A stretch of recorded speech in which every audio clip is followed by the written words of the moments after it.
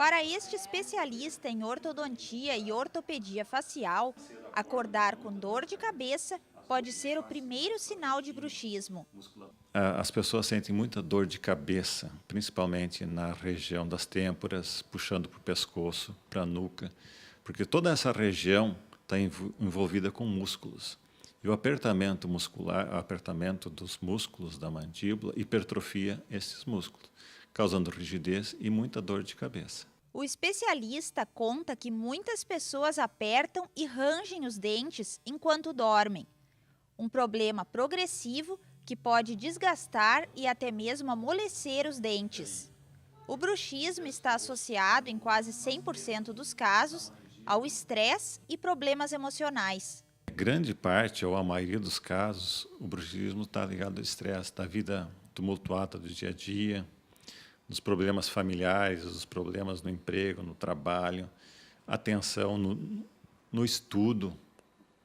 Grande parte de universitários, pessoas ligadas ao estudo, têm problemas de tensão, ansiedade e descarrega suas tensões, seu estresse, apertando os dentes durante a noite. O ideal é utilizar um encaixe de placas de acrílico na arcada dental, especialmente durante a noite.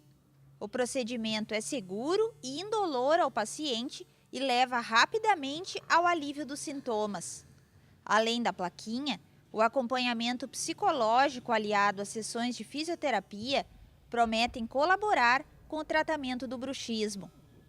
Esta fisioterapeuta trata um grande número de pacientes e fala dos benefícios das sessões para amenizar as causas do problema. Relaxar a musculatura, que é o que tensiona no bruxismo, melhorar a postura, melhorar a respiração, muitas vezes, né? Ele é um procedimento a longo prazo.